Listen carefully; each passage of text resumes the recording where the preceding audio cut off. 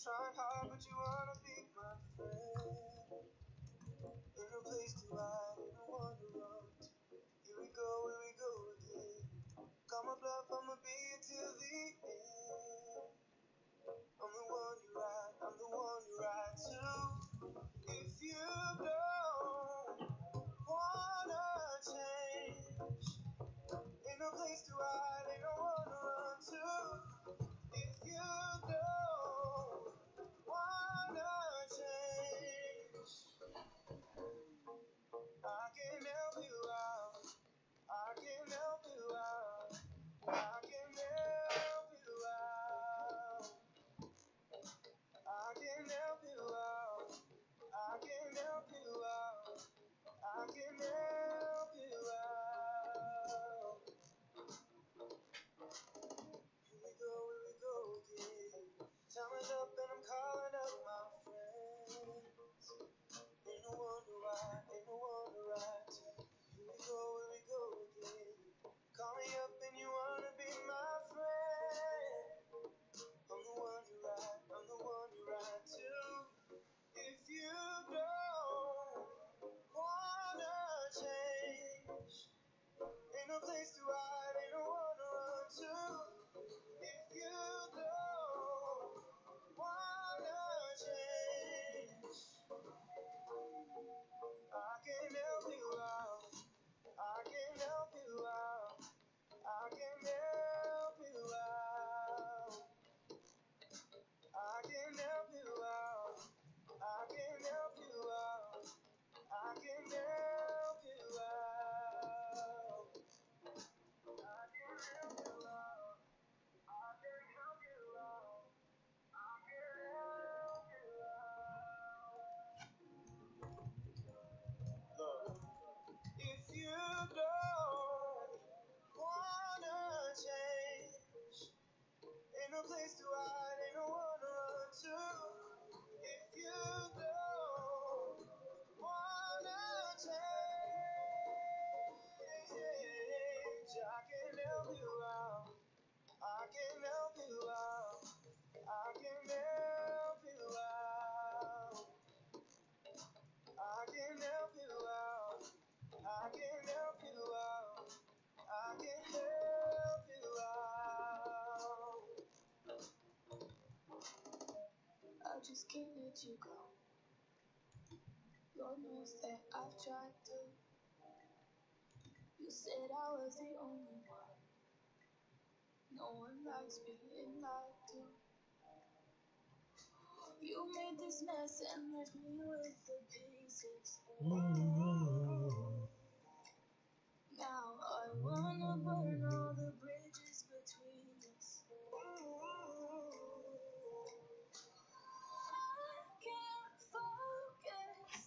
I can't forget. I've been thinking too much lately.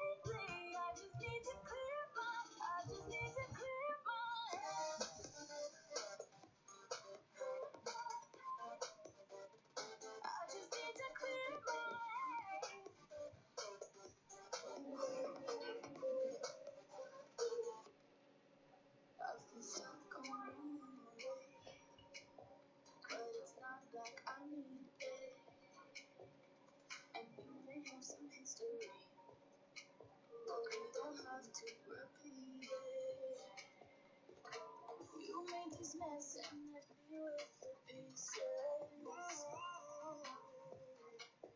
Now I'm gonna burn all the bridges between us. I can't focus. I can't forget. I've been thinking too much lately. I just need to clear my head.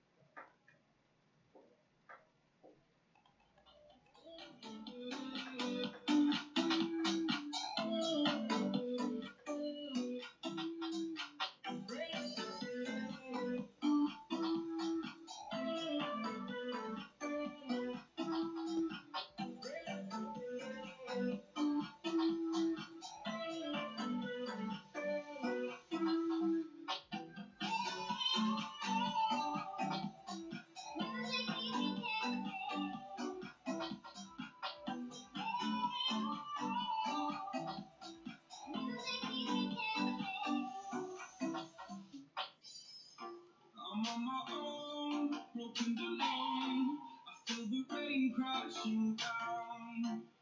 All around this empty town, I'm searching for the lost and found. But you don't care, you're unaware. Keep moving like the scars aren't even there. It's in the air, like a crazy flare. It's the rainbow burns. I thought you were the one for me. That's why I gave you everything. Held you close by the stormy sea.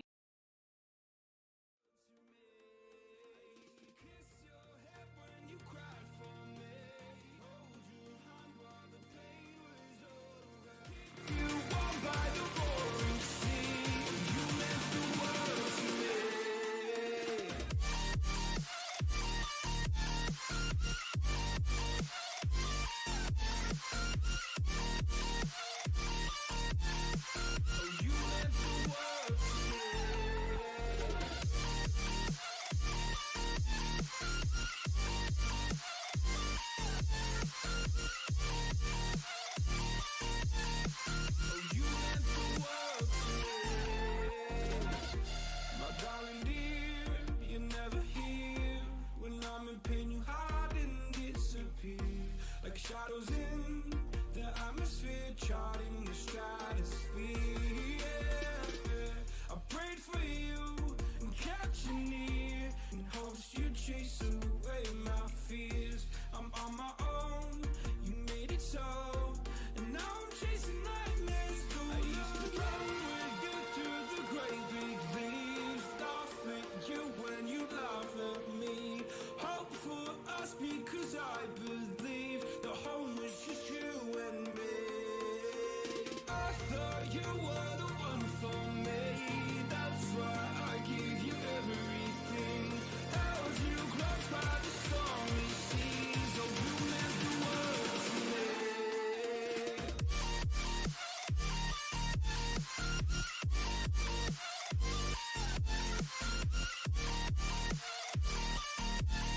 Oh, you meant the world to me.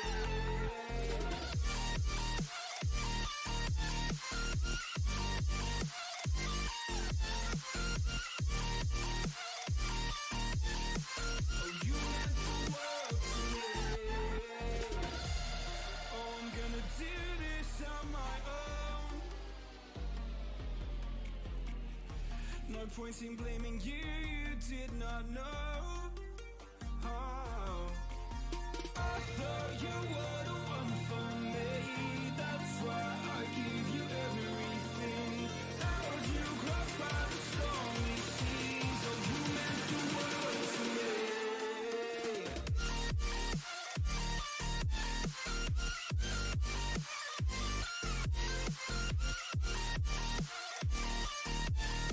Oh, you meant the world to me.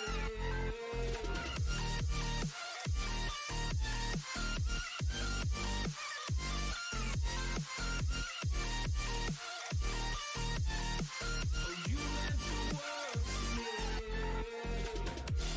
Oh, I'm gonna do this on my own. No point in blaming you, you did not know. Oh, oh, I'm gonna do this on my own. No point in blaming you, you did not know. Oh, I thought you were the one for me. That's why I gave you everything. Held you close by the stormy seas. Oh, you meant the world to me.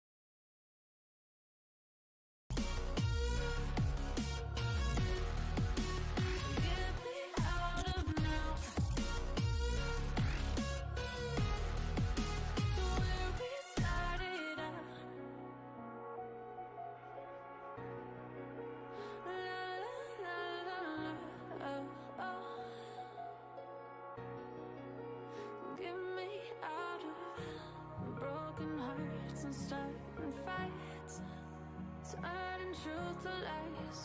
Gotta get up, stop wasting time. Yeah, I wanna run off and fly.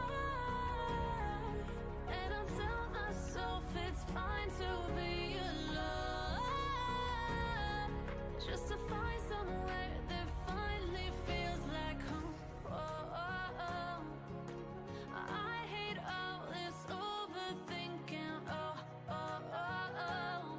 The more I swim, the more I'm sinking. Take me to a world of silver. No more heartbreaks, tears, painkillers. Take me somewhere unfamiliar. Bring me back to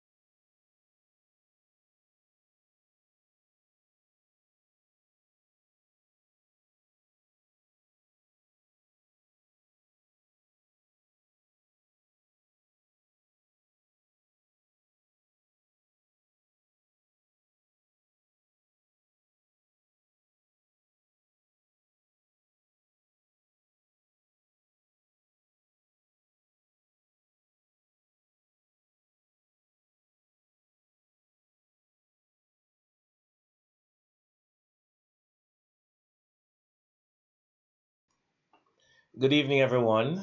I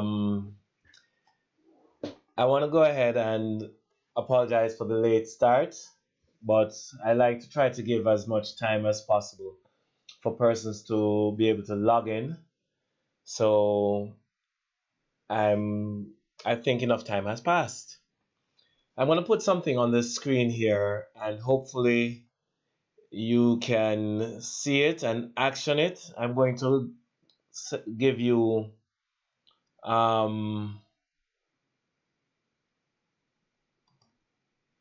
I'm going to give you the page, a scan, a link, a barcode that will allow you to be able to access the handout that goes with this class. So let me just remove my image here. Um, so if you have your cell phones handy and you're able to scan the barcode on the screen, it should take you to a download page where you can download the handout that goes with the class. So that way you can have some kind of an, notes that you can use for the class. So I'll give you guys a second to do that. If you do not have a barcode reader, at the bottom of the screen, you will see the URL for the barcode or for the handout. So you can just put that into any search engine, hit enter, and it should take you to the download page where you can have the handout on your device while you're listening to the presentation. That way you will be able to get more out of your experience.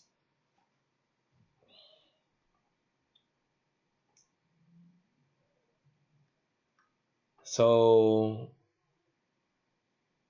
go ahead and do that. If you're having any difficulties, just write it in the chat. So go ahead and write that in the chat. I'll just give you all a couple more minutes to be able to do so.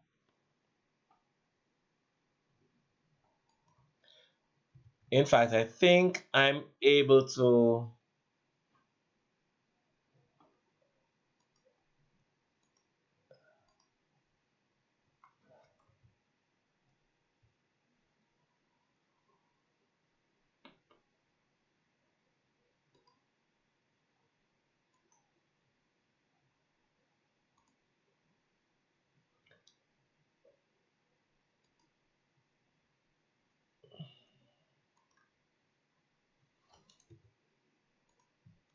There you are.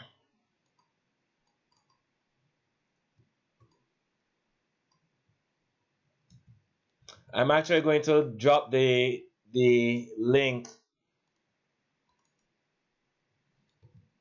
into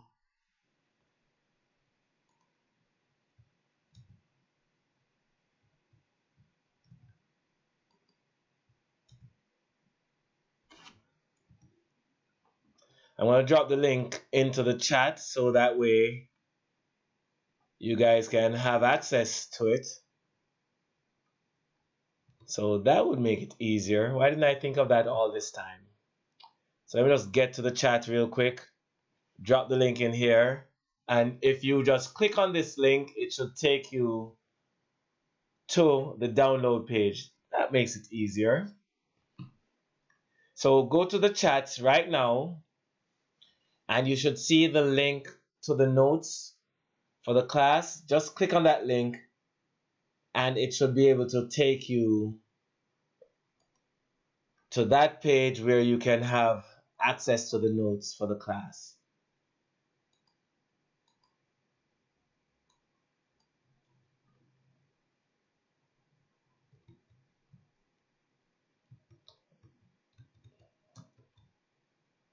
Beautiful work, beautiful work. So let me just get back. Let me just get back here. and just go to the top of the page to the beginning so we can get started. Yes?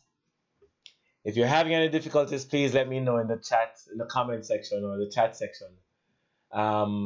If you haven't yet done so, before we go any further, I'm going to just ask that you just take a moment and just click the subscribe button and the notification bell so that you can be notified whenever we have any live videos. And right now, I've been primarily focused on doing lives for our patient health workshops and not necessarily for some of the other things that I had hoped to be able to do.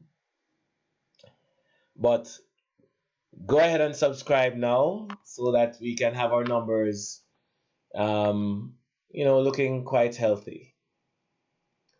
So the topic for today is the 7 keys to getting and staying well. The 7 keys to getting and staying well.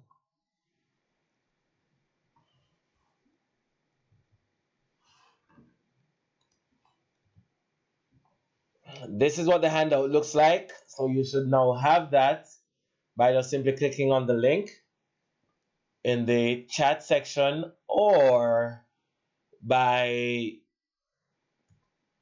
scanning this QR code on the screen. Either way, it should take you there. But of the 7 keys, it's important that, well, before we even go there, I want everyone to realize or to know that you can share your comments if you have a question to ask, if you have something constructive to add to the discussion, you're welcome to do so. I try to make it as interactive as we can make it. So please, if you have any questions or anything you'd like to add to the discussion, feel free to put it in the chat, and where appropriate, I will add them. I'm just going to ask that you exercise decorum and decency and no belittling of anyone. I don't even want to put that out there because that's never happened and I doubt it will ever happen. But if ever it happens, just understand that you will immediately be blocked and dropped from the presentation, and that's just not gonna be cool. It's just not gonna work out well for any of us. So please do not do anything naughty, right? So let us begin. So we're going to be talking about the 7 keys to getting and staying well. The 7 keys to getting and staying well. And the first thing that we have to appreciate is that the system that we call the healthcare system is a system that focuses on or cares for persons who are primarily sick, not persons who are well. So when I'm thinking about that system, because it is caring for the sick, I'm referring to it as, for distinction purposes, sick care versus true health care, which is where you're trying to optimize the health of an individual. So there are 2 ways that people handle or deal with their health. One way is by waiting until something goes wrong, and then when something goes wrong, they go to the doctor to get it fixed. So they first wait until there's an illness. We call that an illness model or a sickness model or sick care. Versus those persons who do not wait for something to go wrong before they act. In fact, on the front end, they will make choices in their lives to improve their quality of life to such an extent that it reduces their likelihood of ever getting sick in the first place. They may be very meticulous about their diets. They may be careful about how they exercise happiness, peace, joy, love, the fruits of the spirit, as it were, but it's really fruits of good health. If you exercise all these things, you should have good health. So we encourage you to think about which method or which approach have you been taking all this time? Have you been living your life according to a sick care model, or have you been living your life according to a health care model? So, which is it for you? Because it's important to recognize that sick care is reactive. If the way that you've been dealing with your health is to wait until something goes wrong first before you act, then you're just reacting to ills that occur. That's not the best approach, nor would it be what I would recommend for anyone. And so, clearly, that's not what I do for myself. I wouldn't recommend it for you, but it helps us to understand and appreciate what we're dealing with. The next way, which I think is a preferred way, is a way where rather than waiting for something to go wrong first, you put measures in place to prevent things from going wrong in the first place. So if you want to have an attempt at true healthcare, well, you have to be more proactive in your approach. And so by proactive, we mean doing things before things. We say in Jamaica, do something before something do you. I don't know if it's in the Bible, but probably not. Now, are we in a healthcare crisis? I would say raise your hands, and you can indicate in the chat by simply raising your hands as well in the chat. Do you believe that we're in a healthcare crisis? If you do, just simply indicate such in the chat. But one thing we can say for sure is that um, we have a situation where the cost of healthcare has gotten out of control. And not only the cost of healthcare, but the quality of healthcare. And by any metric, healthcare is doing a poor job. It's doing a poor job because it's fighting a battle it cannot win. And when I say healthcare, I'm not picking on medical doctors, I'm talking about healthcare in general. We're fighting a battle that we cannot win because we are fighting it from a standpoint of waiting until something happens and then we're trying to defend. We're not attacking, we're always in defense. We're always in trying to, respond to something else, the body breaking down in some way, and then we try to do something to fix it after the fact. That's the recipe for failure. And that's why we've been doing so poorly. Every single parameter of health is getting worse. Diabetes is on the rise. Heart disease is on the rise. Kidney issues on the rise. Brain disorders are all on the rise. All these things that are on the rise, we have to do something about it. We have to do something about it because we can't continue to live the way we've been living.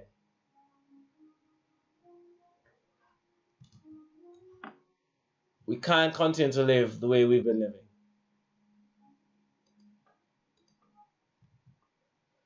So that's an important point of note. The other problem is that we're focused on the wrong thing. In my opinion, we're focused on the wrong thing. In that when people are getting when people go to the hospital, the focus is on drugs and surgeries.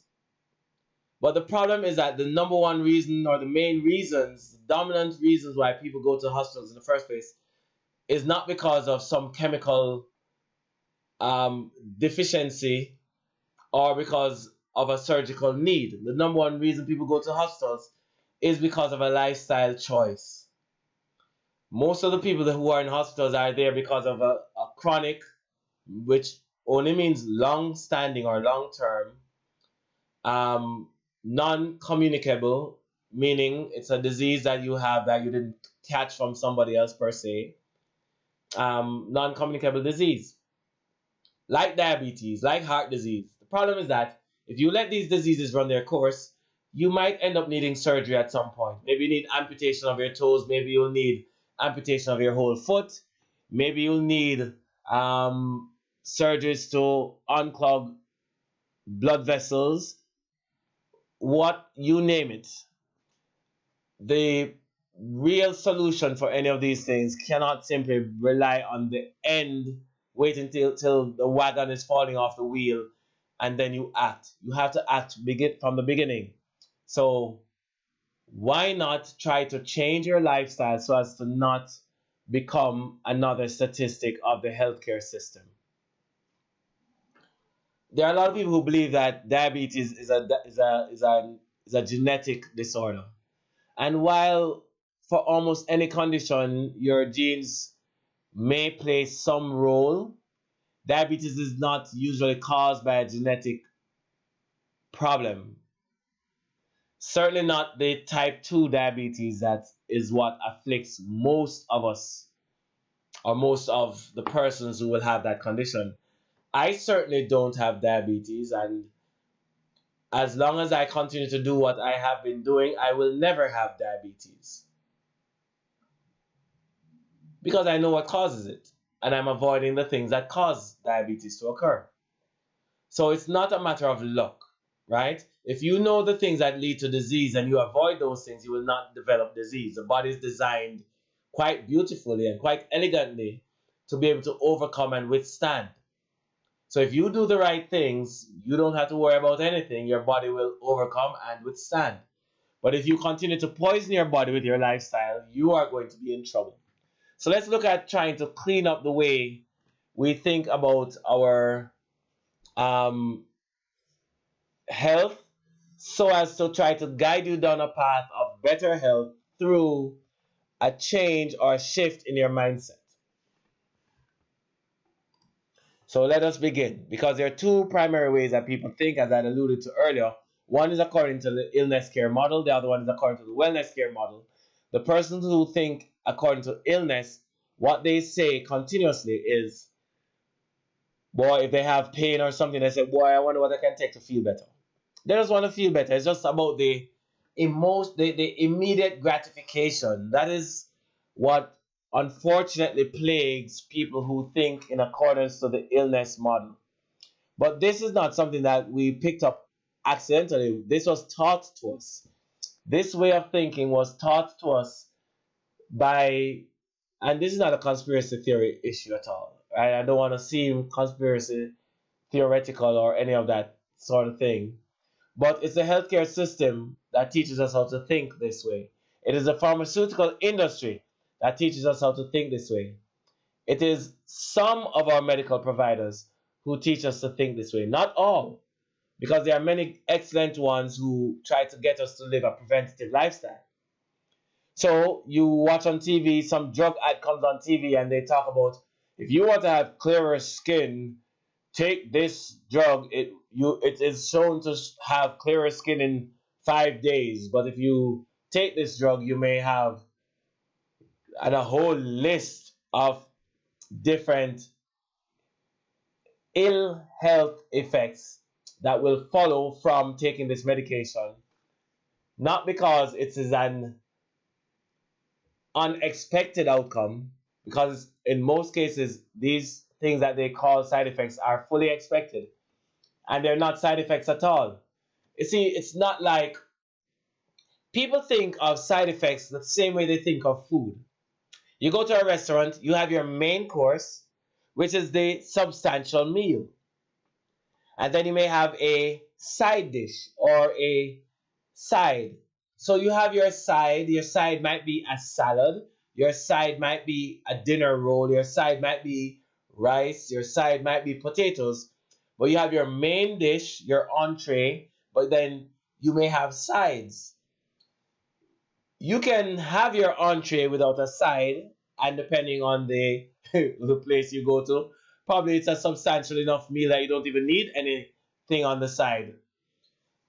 Well, when it comes to drugs, it's not like that. It's not like you have a main effect and then you have an off to the side a little side effect. No, you have effects. Everything that happens as a result of taking the drug is an effect.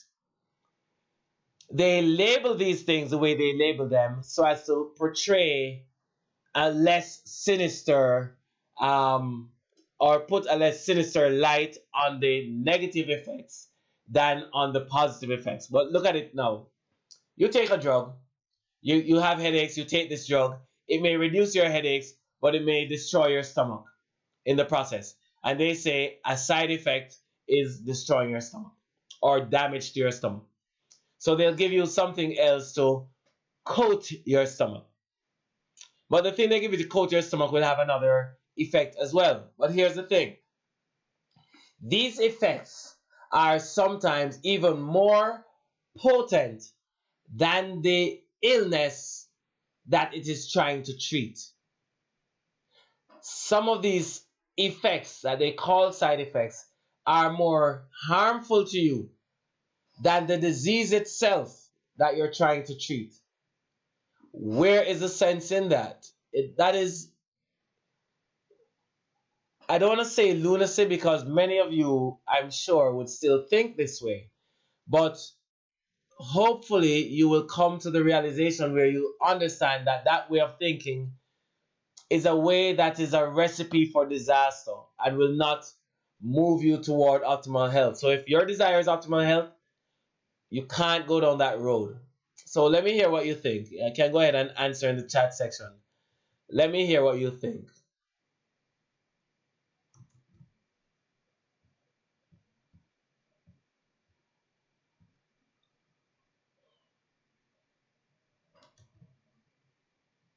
So let's move forward again, right? So rather than simply saying, I want to feel better, the wellness way of thinking says, if I have let's say I have a problem, I will ask the question, what can I do in order to get better? Not simply what I can take to feel better, but what can I do in order to get better? Because getting better is way more preferred than simply just feeling better. Because it's possible for you to take something to feel a little bit better with no improvement in your actual situation, other than the fact that for the short term you're not suffering. And that's not good. How about this one? Get well. I don't know if you've ever used that expression before. Maybe you've had somebody who was sick in the hospital and you sent them a card and the card said, get well soon. Well, in this case, getting well is just a wish, it's a desire, it's a fantasy, it's a hope, it's a dream. It has no basis in anything tangible. It has no basis in anything toil oriented, where you're hoping that the person will get out of their sick bed and go and walk on a treadmill and try to get some exercise in. No, that's not what you're hoping for. You're hoping that while they're lying there on their backs, recovering from whatever is happening, that wellness will just fall into their laps. That's what get well means. Well, wellness is not about getting to a destination, it's about the journey.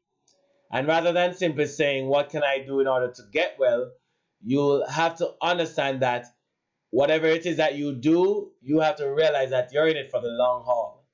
You're not in it for a day or two. You're not in it for a month or two. It's like the person who says, my goal for losing weight is to get to 140 pounds. And right now they are 340 pounds. They want to get down to 140 pounds. They want to lose 200 pounds. So they begin on a journey, on a process to do that. When they get to 140 pounds, you know what? Many of them will gain back the weight because they have attained their goal, and so the effort that they put in goes with it. If you are of the mindset that wellness is about the journey and not about the destination, then not only will you be satisfied with yourself long before you get to 140, you might be at 340, you start to change your lifestyle and you're on a journey for wellness. And that's what you're about. You want to be well, you want to change how you do things. You want to eat healthily, you want to start living an active lifestyle, you want to have a situation where your family and everyone, you are having a harmonious relationship with your loved ones. And this is what you have designed or seen for yourself. It's about the journey. If you're at 340 and you realize after 6 months that you're at 280 pounds, you'll be ecstatic and you'll be even more motivated to stay on that journey because you're seeing changes. And then now you get to 150, 140, and you realize that you're at a wonderful weight that you are happy about. But you know what? It wasn't about the weight in the beginning. Yes, you're happy about the weight loss, but it's about the process, it's about the journey. So, do you think that person is likely to discontinue that journey or continue the journey? And this is the difference between people who have a mindset toward optimal health versus those who have a mindset toward temporary benefits. I've had many patients who come to me, and we can know which patients are the ones who have a mindset for optimal health and those who have a mindset for symptom management, because they always focus on the issues that are not quite right. So it might be a case where, they may come with headaches, dizziness, and a knee problem. And the headaches are gone, the dizziness is gone, but the knee still hurts. And that person is dissatisfied with their outcomes because the knee still hurts, even though they are able to enjoy their family gatherings a lot more because they're not suffering with this headache that makes them grumpy. They're spending more time with their children. They are a better spouse, and their whole quality of life is improving. But guess what? They are dissatisfied about the knee pain. And you know what that person does? They focus so much on that knee not getting better that they become dissatisfied with their care and they discontinue. I never try to discourage persons from discontinuing care. It was your choice to come to me in the first place. I didn't try to encourage you to come to me for the most part. It's your choice to come to me and it's your choice to discontinue. And I respect that. I do the best I can to offer the best service possible, but I don't try to cow down people. And if you decide that you're going to be gone for a while and then you finally return one day, I will never give you a hard time over. So why it is that you never come? You never say we're getting better. What wrong with you? I will never ever do that. It's like the prodigal son. I will run to you with open arms to crack your spine, if you will. But the end result is we want people to stay well, stay on that journey of wellness. The last thing is how long do people live is not the best measure of how healthy somebody is. Because there are a lot of people who are very sick, but they just don't die. They might be sick for 10 years, 15 years, 20 years with dementia, with heart disease, with diabetes, with all kinds of things, but they just survive. They just continue to live. While somebody might be living with no health issues that limits their function day to day. And then they end up dying in their sleep. They end up dying of some car accident or some bus accident or some what have you. There are many things that can cause people to lose their lives. It doesn't have to be a disease to claim your life.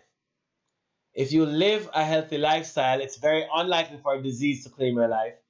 And it's likely that you will live until you either die by some malady that afflicts you, maybe it's an accident or a fall or something, or you die because you are just too old to continue living.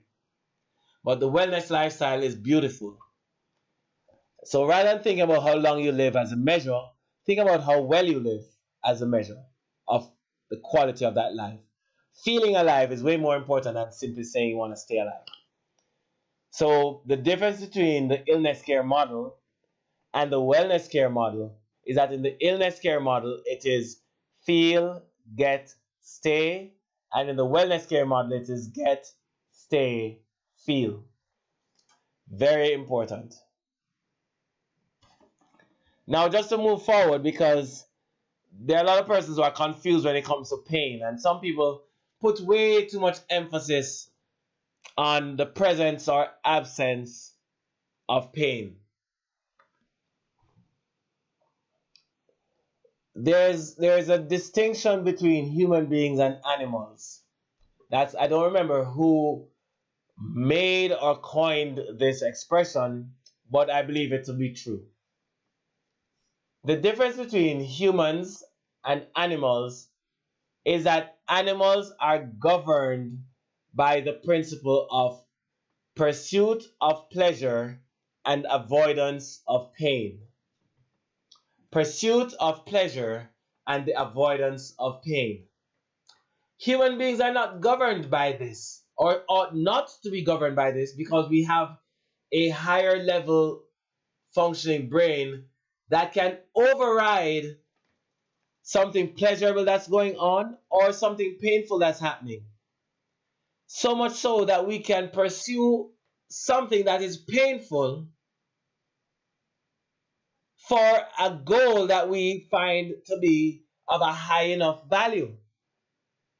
Or we can avoid going into something that's pleasurable because we have made a commitment to ourselves for something that's of a higher standard than simply the pursuit of pleasure.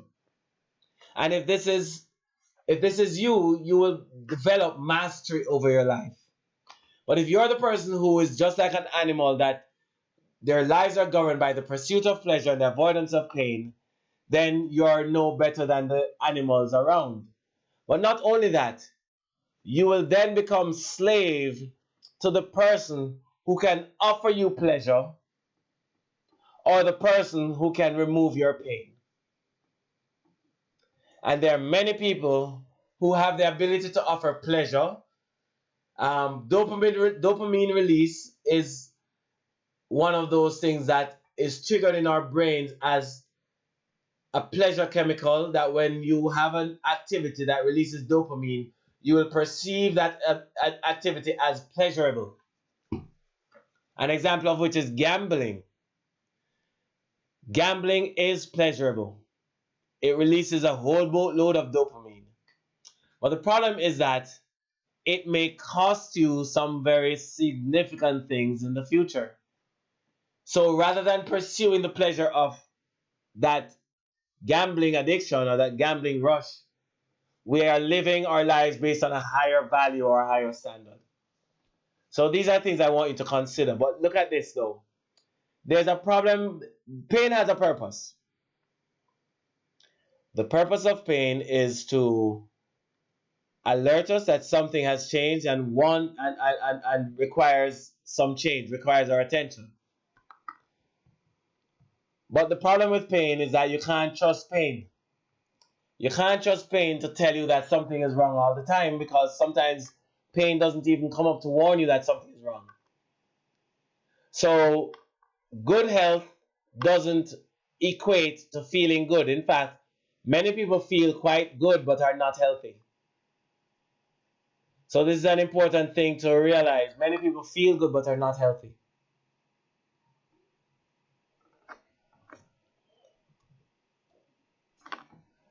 Good health means healthy function. Good health means healthy function. And it is important that we live our lives in a way that allows our bodies to function the way it's designed to function. And we know that our bodies are functioning appropriately when all the systems of our bodies are doing what they're supposed to do.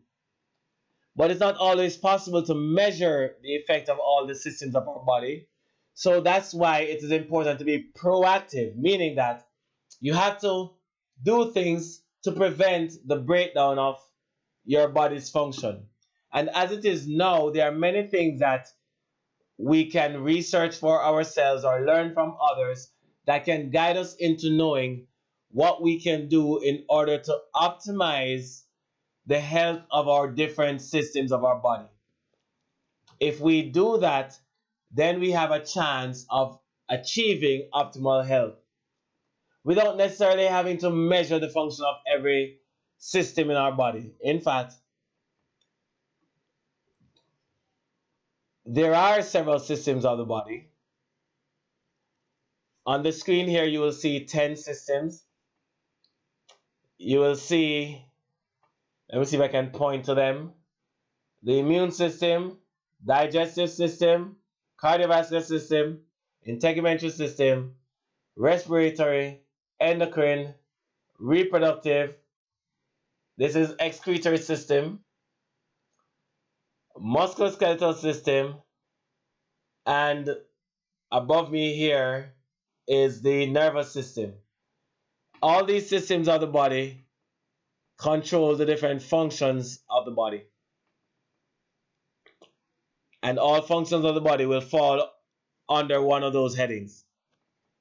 But it's important to understand that no matter what the function is, there's one system that is in control of all the systems. I'm not sure if you knew that.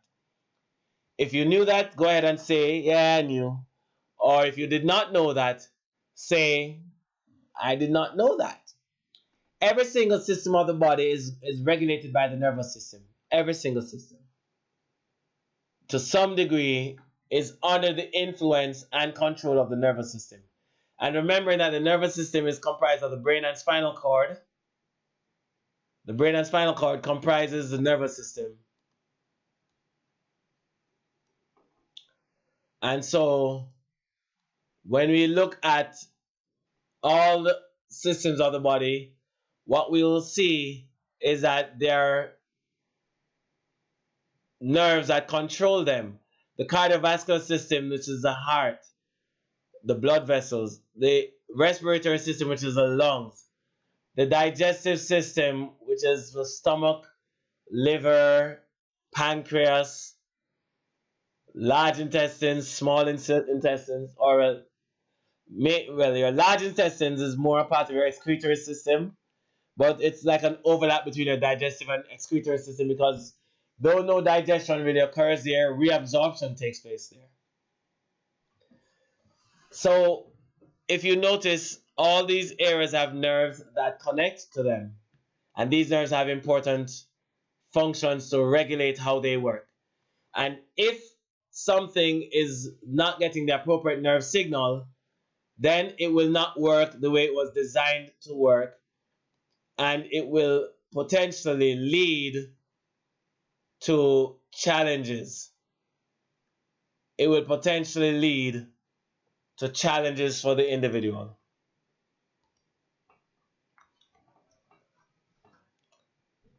So what you find happening is, let's say for example, the heart is supposed to beat at a certain rate when you're at rest. It's supposed to speed up when you're exercising or when you're climbing stairs or when you are frightened or when you're worried or when you're excited or when you're stressed. Your heart rate will speed up. But whatever it is, as long as your body is working appropriately and your nervous system is communicating appropriately with your different body parts, then whatever is happening in your environment, your brain and spinal cord will communicate with your body, so your body's internal system will be aware, and then the body can respond appropriately to what's happening in your environment.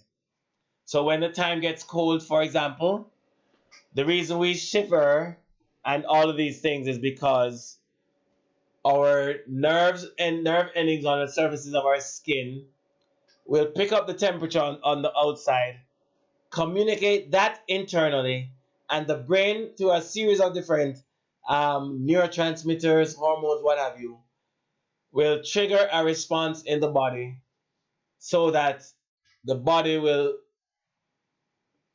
go into a mode that is appropriate for that environment. So you may have shivering, the hair on your skin will stand up. You know, I don't know if you've seen, if you have a hairy dog, you might notice that your dog looks, the hair on the dog lies down more in the summertime, and in the wintertime, especially if the dog is playing out in the cold, the hairs will stand up more. And the reason it does that is to trap warmer air at the surface of the skin to warm the animal. And there are many other things that will happen in an attempt to, be appropriate to the environment. And it's the nervous system that does that.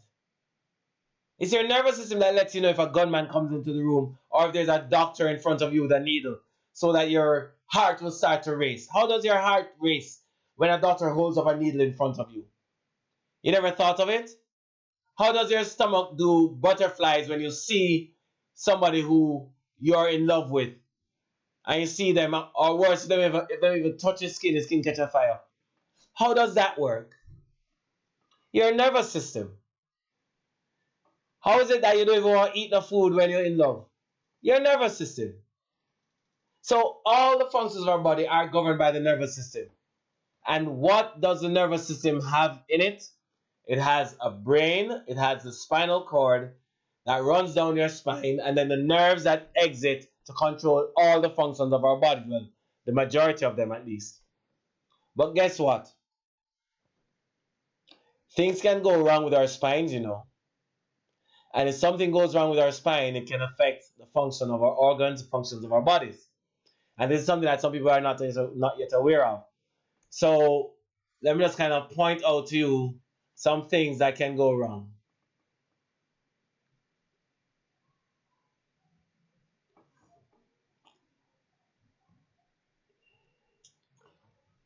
You can have what is called a spinal misalignment or vertebral subluxation, which is the technical name for a spinal misalignment, where the bones get misaligned in the spine, which can cause an irritation of the nerves that exit the spine. And since these nerves control the functions of our bodies, you can have misalignments in the spine that impact the functions of our bodies. We call these vertebral subluxations and they cause nervous system dysfunction. I'll give you an example of what that might look like, and I'll try to kind of zoom in a little bit closer for those who might not be able to see very well.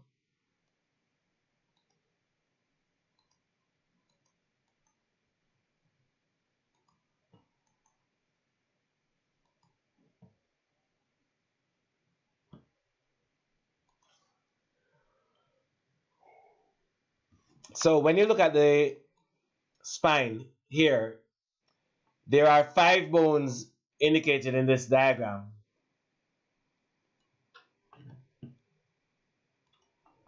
And between the bones, you have an opening where the nerves will exit. This is an example of one nerve that's exiting the spine. But look at this, the third bone down from the top. Look at this bone. Notice that it's no longer aligned with the ones above it or below it. This bone has been displaced. When you have an accident or fall, let's say you slide and drop on your bottom, a bone can get shifted out of place. Or if somebody run into the back of your car and cause you to have whiplash, a bone can be shifted out of place. If a bone shifts out of place, it disrupts the whole system of the spine because the spine won't operate the same way anymore. It's just like if you have a window it's one of those sliding windows and you run into the window and you hit the window and damage the window so that it shifts off the track a little bit, it no longer glides smoothly. The entire opening and closing of the window will be affected. Same thing that happens in the spine. If bones are misaligned, you might notice that when you're turning your head, you're hearing it grinding, or you hear it crick or pop.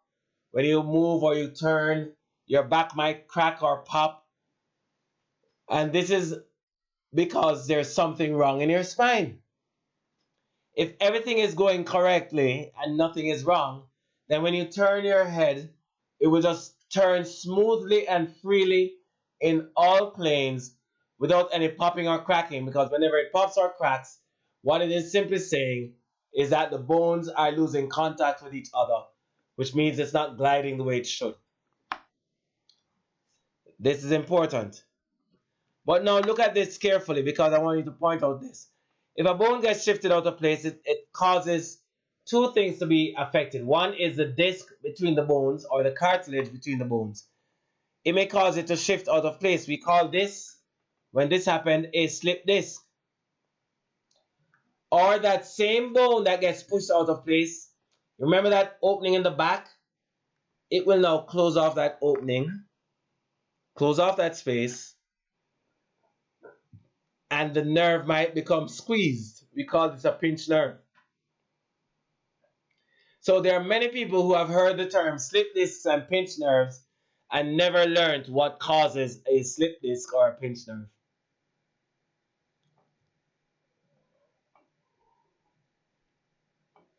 And this is sad because oftentimes, especially if caught early enough, a chiropractor can actually help to address this problem.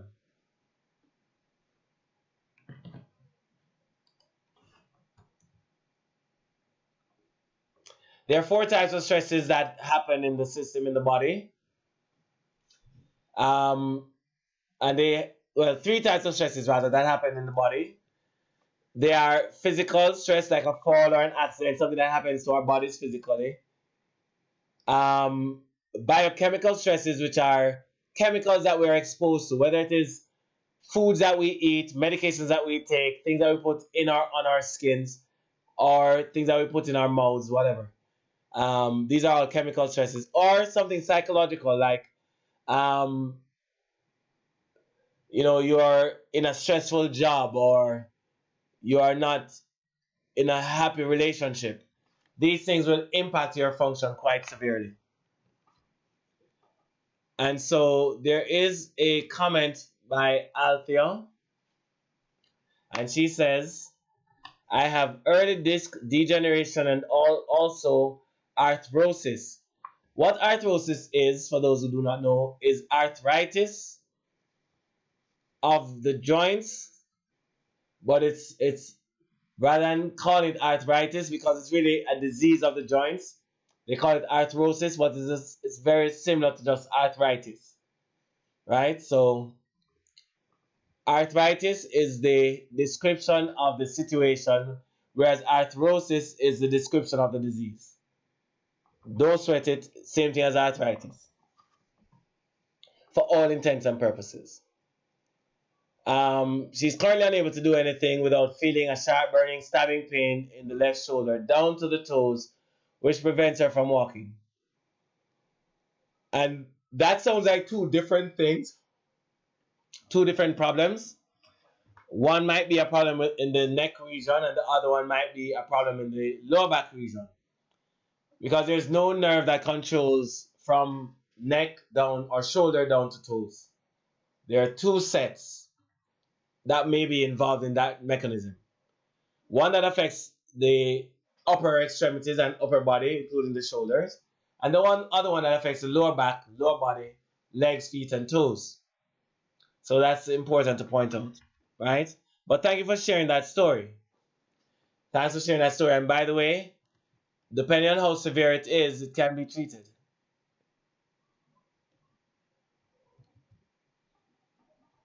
Let's move forward.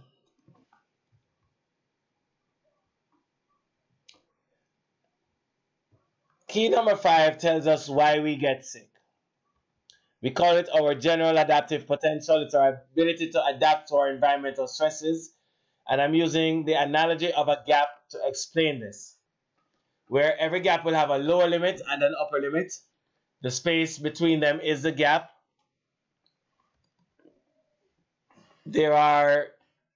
As the upper limit increases, the gap widens, and we say that you're approaching vitality.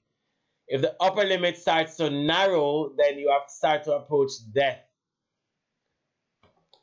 Death occurs when you have zero ability to adapt to your environment. That's why you become dust again. You can't adapt to your environment. You become your environment.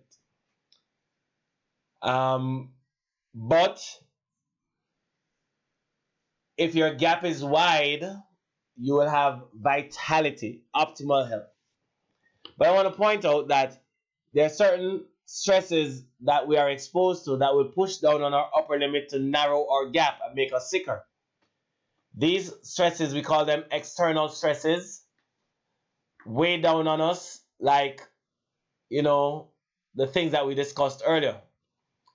But then within us, we have a resistance to help us to overcome these stressors.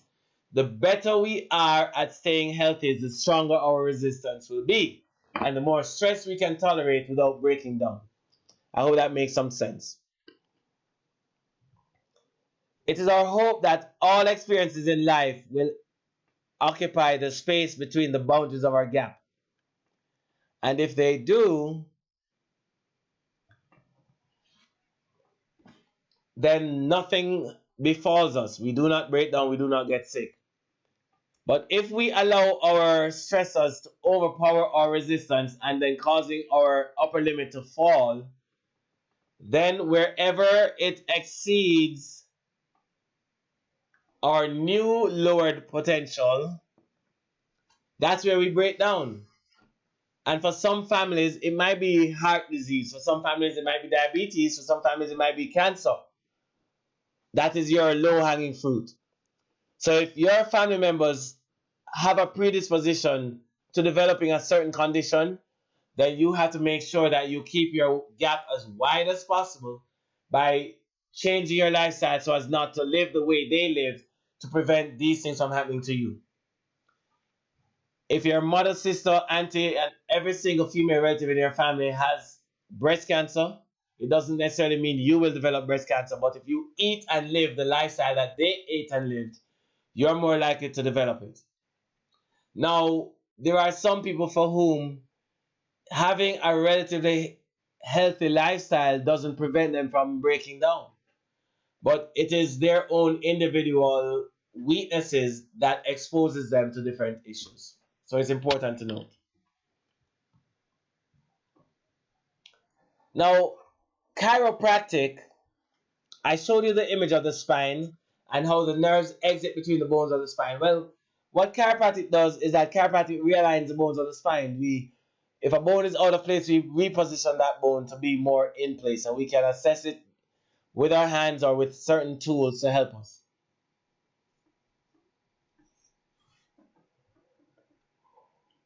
But in the end, we say that chiropractic widens gaps, but chiropractic alone won't do that. You have to embark upon a lifestyle change that includes as many different dimensions of health as possible. Chiropractic is one wonderful tool that can be used, but it's not the only tool. And as a matter of fact, it cannot be a tool in and of itself. It has to be accompanied by other things like your nutrition, what you eat, when you eat, how you eat. Those are important. We have technology that we've invested in to assist us to determining what's going on in our patients' bodies and where the problems are. We call it our subluxation scanners. We use it to measure where in the spine things are not working properly, and we try to put treatments in place to address them. So on the left hand side is a thermal scanner here, which measures the skin temperature all the way up the spine, no hands, no fingers. And then this one is a surface EMG, which is a surface electromyography.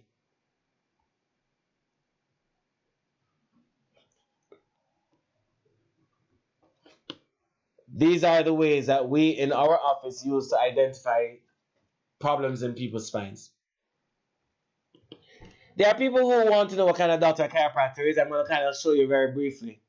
Because if chiropractic really and truly does improve the health of an individual or an individual's nervous system, then there has to be some measure to show that it impacts the brain. Because if the nervous system is a subset of or spin-off from the brain, then in order for you to influence the nervous system, you have to also influence the brain. So there was such a test that was done, and I'm going to share that with you now. So here it is that a lady was asked to wiggle her left ankle, and as she wiggled her left ankle, they took a picture of her brain. This one was before the adjustment. This one was after a chiropractic adjustment. In the non-chiropractic adjustment, all areas of her brain lit up, which is not very efficient.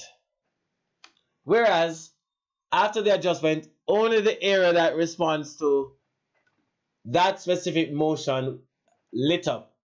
And for her, it was on the right hand side of the brain, which we already know handles everything that happens on the left side of the body. So wiggling her left ankle would be governed by action on the right half of the brain, which is exactly what we saw after she got an adjustment, and the adjustment wasn't her brain. The adjustment was her spine, in particular her neck.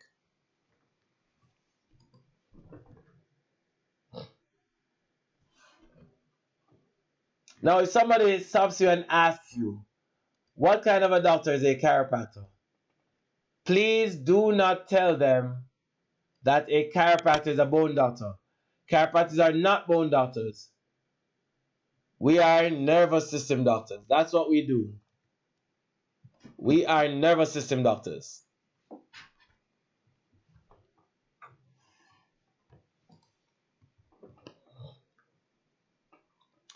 Now, I'm a chiropractic neurologist because I have specialized training that allows me to hold such a title.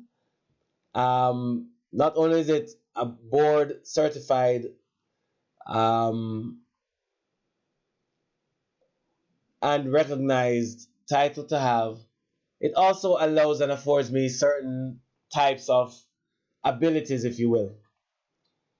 But chiropractors primarily will realign the spine, while a chiropractic neurologist will retrain the brain itself. So these are important things to point out. These are some conditions that I've treated with chiropractic care, with chiropractic neurology, because chiropractic by themselves, even though some of them can be improved with straight chiropractic care, just realigning the spine alone. And I've seen many cases and I've experienced many cases personally at my own hands when somebody had difficulties with dizziness, for example, and by just aligning their spine or adjusting their spine, the dizziness went away. So that's important. Now, we have three visions at Gardner Chiropractic and Neurology. One is to be able to identify misalignments in the spine wherever and whenever they occur. That's why we invested in the technology. The other one is to provide a program of chiropractic care to educate that's appropriate for each individual. And then the third one is to educate our community. This class is one way that I've chosen to educate our community. I used to have it live, but since COVID, we've not been able to do so. And right now, I'm not inclined to shift back to the live format just yet because I don't want to shift to it and then have to buck shuffle again, as we would say, to try to go back to an online scenario if something else were to happen in this place. All right.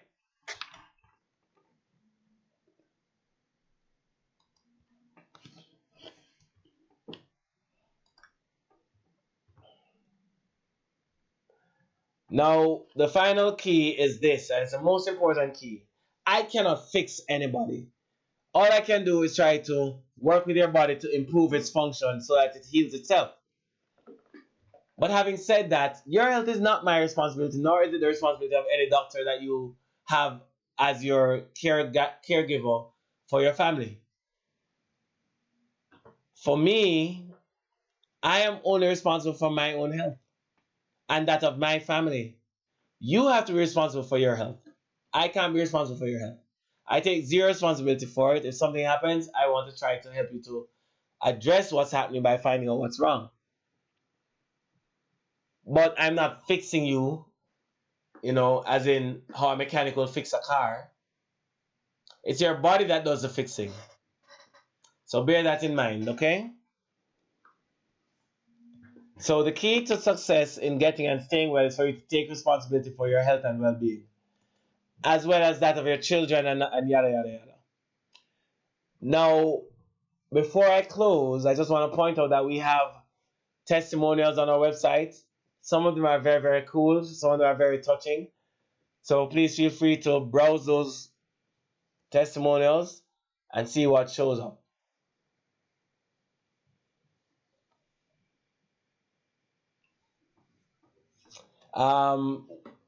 The last slide is we have a special offer for all of those who are interested in being examined here at our office to determine if whatever is wrong with you is something that we can fix.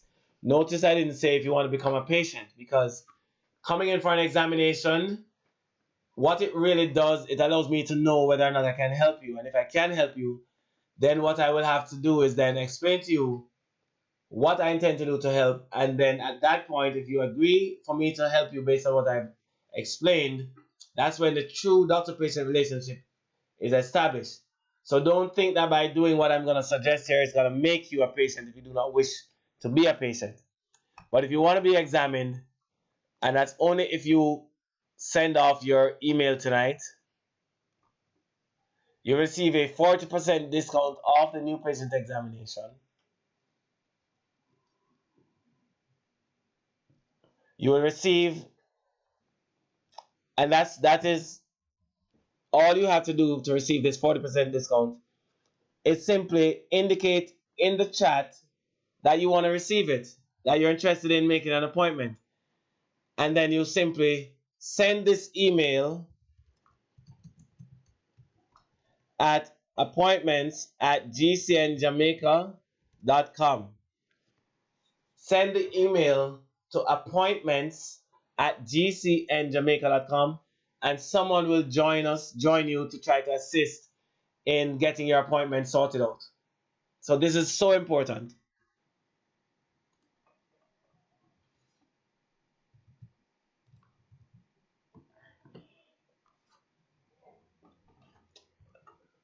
Next is, what if you're an existing patient? What if you've never come to me and you wanted to, or what if you have been coming to me and you've been participating or watching this class? By the way, if your name does not appear in the chat, I will not know that you listened, I will not know that you participated, and you will not be able to receive this offer that we're making.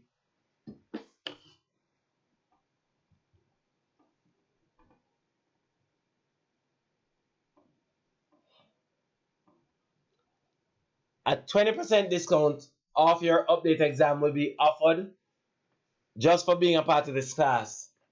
But there is more that you will receive. Let's say, for argument's sake, you referred somebody to the office. If you refer them to the office, then they will get a 20% discount off their treatment just because an existing patient of ours referred them. And then you, the patient of mine who told them about us, will receive a 20% discount off one treatment per person that you refer. So they'll get 20% off the update. You will get 20% off the update exam, and they will get a 20% discount off the. I'm confusing myself. Let's try that one more time. You will receive a 20% discount off your update exam, and the update exam is almost the same cost as the new patient exam. You will also receive a 20% discount off one treatment per person that you refer. But the person that you refer will also receive a 20% discount off their exam. So even if they are not listing in this program here, just because you referred them entitles them to a discount of our services, certainly of the new patient exam. So that's something that you can let them know as well. But they're going to have to provide a name for somebody who is an active patient of ours. So they'll have to indicate your name to us so that we can give them their discount and also give you your referral discount. And then there's a 10% what we call phase discount. Each phase of care lasts about 12 sessions. The 12 sessions will be culminated in an examination and scans to see where you are. If you've done your treatments and you have your update examination to do, you get a 20% discount off that. But then when you come back for your report, we will go over with you if there's any need for any further treatments. And if there's need for more treatments, the next phase, the entire phase, will be discounted 10%. So you receive a 10% off every treatment during that phase, every exam during that phase, which by itself is more money saved than even that 40% discount. So I just want to thank you for participating and being a part of our family. I'm going to point out a couple things to you. One is if you want to become a fan of our page on Facebook, just go to facebook.com/GCN Jamaica. GCN Jamaica.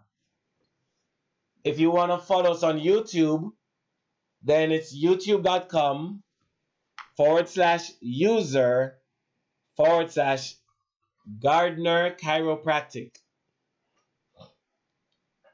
And remember, pay attention to how the name Gardner is spelled. The word Gardner has only one E in it. Please bear that in mind. The next thing is we have our website that you may visit us on gcnjamaica.com, and we have a radio program that we host on RJR 94 FM or Radio Jamaica 94 FM every Tuesday night at 8 p.m. From 8 to 9 we have this class, and it's very useful.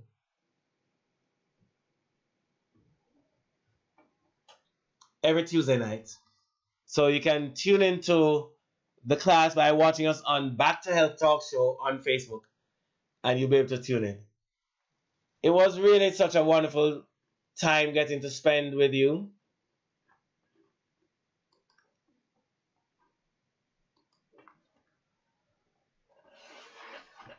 I'm very grateful for all of you who are able to be with us.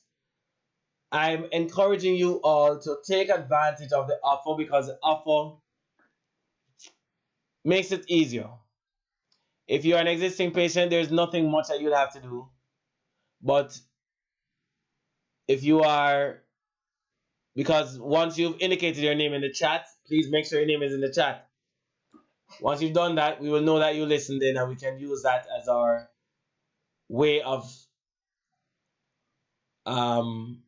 as knowing that you are here. All right. As I said, it will serve as our official register. Well, thank you so much for your time spent this evening. I'm gonna get off here now and finish up for tomorrow and get home because I'm really super tired, having been up from this morning working out, then coming to work, and then now this. Thursdays typically are rough days for me, but we'll see how it goes. May God bless you and keep you. And I hope you enjoyed the presentation. And you can feel free to say it in the chat. But all the best to you. And may the good Lord bless and keep you.